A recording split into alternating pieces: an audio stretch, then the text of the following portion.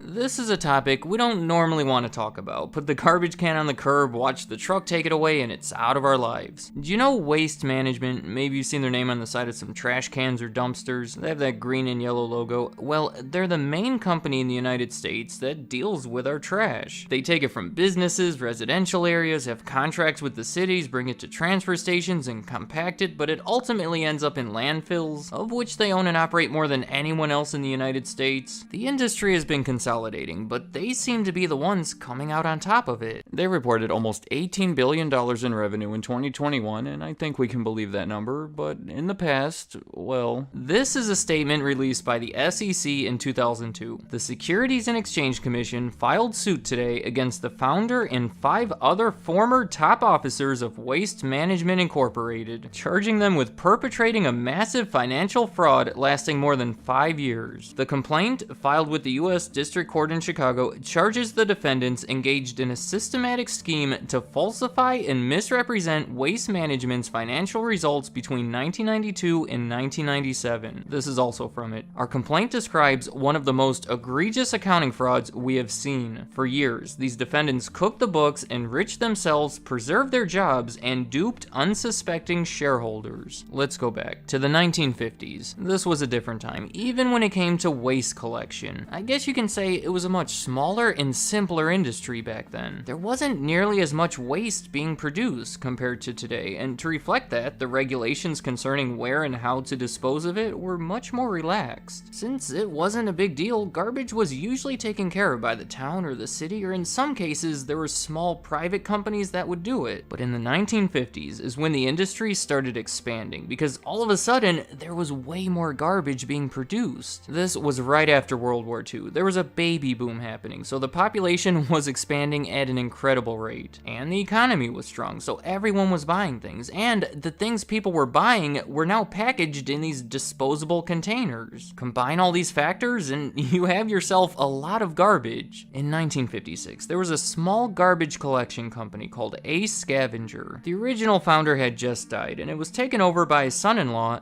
Dean Buntrock. At the time, they were only operating 12 garbage trucks around the Chicago area, but Buntrock took notice of the new potential in the industry. To take advantage of it, he invested heavily in expanding this business. All the ways you would expect, buying new trucks and making deals for garbage collection in new areas, even acquiring some of their smaller competitors. In 1965, the government responded to this nationwide increase of trash production and the impact of it by passing the Solid Waste Disposal Act of 1965. Without getting into the specifics of it, it basically provided some stricter rules when it came to collecting and disposing of garbage. There were now higher standards that had to be met, which meant there were higher costs for everyone in the industry, and if you couldn't afford them, well, that was it. It was sink or swim time, and only the larger, more professional, put-together companies survived. Luckily, Ace Scavenger spent the last decade expanding, so they made it. A couple years later, they merged with another similar company, and the resulting company was called Waste Management. This was obviously a situation where only the strongest survived. Waste Management knew it, and they did everything they could to grow stronger. In 1971, they had an initial public offering that brought in money that they immediately used to start acquiring competing companies. They bought 90 smaller trash hauling companies in 1972. From there, they landed some contracts from other countries to start taking care of their garbage. They started getting involved in the disposal of chemical and toxic waste on which the government was making new regulations. In their first year of operation as Waste Management in 1968, their revenue was $5.5 million. Compare that to the early 80s when it was now hovering around $1 billion. In the 1980s, they were involved in a line of scandals that involved dumping hazardous waste in illegal places. Now, the accusations run much deeper, but they admitted to doing this in a site in Ohio and another one in Alabama, which resulted in millions of dollars in fines, a sharp decline in their stock price, and a lot of negative publicity. But that's not even even the scandal I want to talk about. They actually made a pretty quick recovery from it. I just mention it right here so we can get an idea of who we're dealing with here. In the early 90s, after years of mostly non-stop growth and success, they finally started experiencing some major financial troubles. There's a few internal and industry-wide reasons we could blame for it, but I think the simplest and quickest way to explain it is it was a weaker economy. People weren't buying as much stuff, so they were producing less garbage, and businesses weren't making as much stuff, and that also means less garbage. In 1993, the revenue fell for the first time ever, and profits were down.